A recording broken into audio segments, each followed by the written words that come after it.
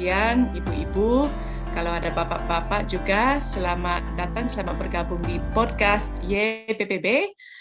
Hari ini kita mau mulai sebuah season baru ya, season kedua dari podcast parenting kita dengan topik yang sangat menarik nih dan semoga akan sangat bermanfaat juga bagi ibu-ibu dan bapak-bapak di rumah.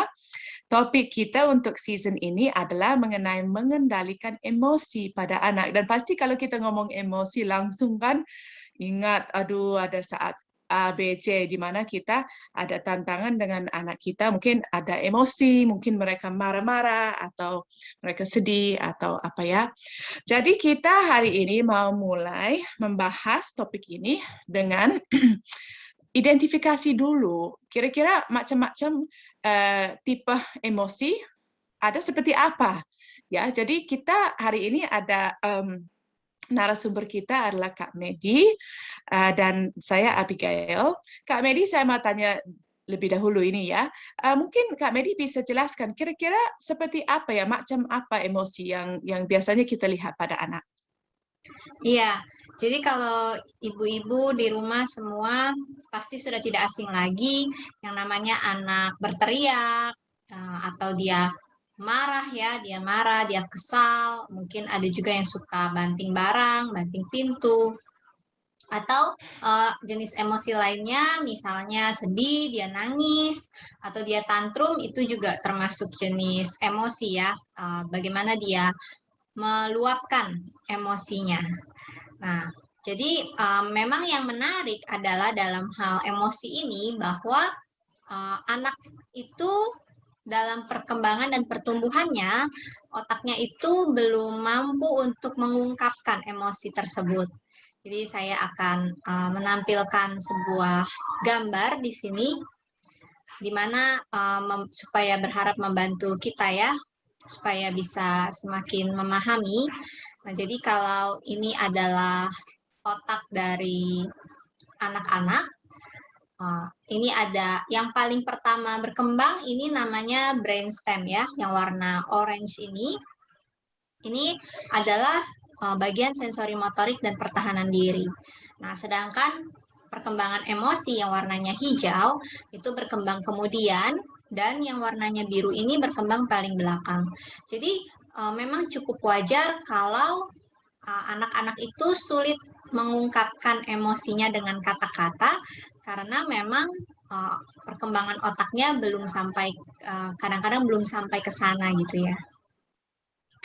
Oh, menarik sekali ya. Jadi berarti ini memang sesuai perkembangan anak ya, dan mungkin ketika mereka lebih kecil akan lebih susah mengungkapkan perasaan mereka. Lalu nanti kalau mereka sudah lebih besar, mungkin lebih bisa ya. Jadi kira-kira menurut Kak Medi, kita apa apa apa saja penyebab penyebab emosi? Kenapa ya anak suka teriak atau menangis?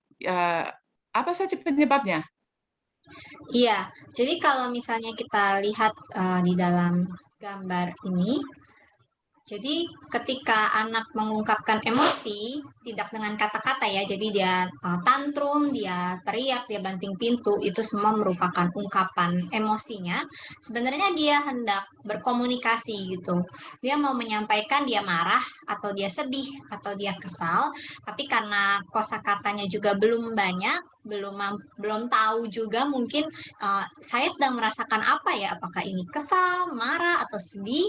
Nah, jadi dia berperilaku seperti itu. Nah, jadi ada beberapa penyebabnya, misalnya ada kondisi biologis di sini, yaitu misalnya dia lapar atau dia haus. Kalau anak bayi lapar atau haus kan dia hanya bisa langsung menangis ya. Kemudian ada kondisi emosi, ada sosial, ini prososial berarti dia mau membantu, kemudian secara kognitifnya juga. Nah, biasanya yang orang tua lihat itu memang hanyalah ada perilaku yang tidak diinginkan oleh orang tua. Bahkan ada yang mengecap itu sebagai perilaku nakal. Padahal di sini ada banyak penyebabnya begitu ya. Dan yang sebaiknya orang tua lakukan adalah mencari tahu apa penyebab dari perilaku atau penunjukan emosi dari anak tersebut. Oh iya, ini menarik sekali ya. Jadi berarti ada hubungan dekat di antara perilaku seorang anak dan sesuatu yang mau dia komunikasikan dengan kita ya. Jadi kira-kira bagaimana ya kita sebagai orang tua atau pengasuh anak, kalau kita mau memahami dengan lebih baik apa yang mau dikomunikasikan itu dengan anak, bagaimana caranya? Iya. Nah, jadi pertemuan hari ini, podcast hari ini adalah pembukaan dari seri podcast kita, di mana nanti di minggu-minggu yang akan datang kita akan melihat satu persatu macam-macam jenis emosi anak dan bagaimana orang tua menghadapi atau harus meresponi tersebut. Nah, mungkin kalau secara garis besarnya saja, kalau misalnya kita melihat anak kita menunjukkan sebuah perilaku yang kita kurang sukai ya. Nah, jadi ini kalau misalnya kita lihat di sini di bagian warna hijau, ini adalah kondisi di mana anak-anak masih senang ya, nyaman, dia ingin tahu, dia bahagia gitu ya. Nah, ketika dia mulai merasakan suatu pemicu, ada beberapa hal yang mungkin dia lakukan. Misalnya dia akan lari, dia panik, takut, dia gelisah, dia khawatir. Nah, itu mungkin dia mulai rewel gitu ya. Dia ngamuk, marah, merasa terganggu, frustasi, sampai puncaknya sebenarnya adalah dia depresi, malu, dia menutup diri atau dia diam atau mungkin ngambek gitu ya. Jadi yang perlu orang tua lakukan adalah ketika dia sebelum pemicu tersebut hadir akan alangkah lebih baik jika orang tua dapat memperhatikan apakah anak ini memang akan melakukan sesuatu atau berada dalam suatu kondisi yang bisa memicu emosinya dia. Misalnya dia sudah berapa jam, sudah waktunya makan siang gitu ya, tapi belum ada makanan, dia kemudian jadi rewel atau yang paling sering misalnya waktu tidur ya. Ketika dia seharusnya mungkin tidur 8 sampai 10 jam tapi dia tidurnya kurang, ketika dia bangun dia akan lebih rewel. Nah, jadi penyebabnya dulu kalau bisa sebelum terjadi itu diperhatikan dan ditanggulangi. Nah, ketika sudah terjadi seperti apa? Ya, yang bisa orang tua lakukan hal lainnya adalah mencoba agar anak mengutarakan gitu ya. Atau kalaupun anak belum paham, orang tua bisa mencoba menyebutkan, oh adik lagi sedih ya, atau adik marah ya. Kenapa adik marah? Kenapa adik sedih? Biar dia tidak meluapkan atau mengekspresikannya lewat tangan atau pukul-pukul sesuatu atau dengan berteriak, tetapi dengan bicara yang baik, bicara yang sopan. Itu sebenarnya langkah-langkah awalnya. Wah, ini bagus banget nih tips yang sangat praktis ya untuk kita yang sebagai ibu-ibu dan bapak-bapak mau membantu anak kita ya. Jadi yang pertama itu seperti kita harus perhatikan dulu ya apa yang sedang terjadi. Mungkin ada hal-hal yang bisa kita lihat supaya kita bisa memahami mengapa anaknya melakukan seperti itu. Lalu yang keduanya membantu mereka untuk mengungkapkan sendiri ya untuk mungkin membantu mereka untuk memikirkan apa yang sedang terjadi. Wah, ini sangat membantu sekali ya Kak Medi.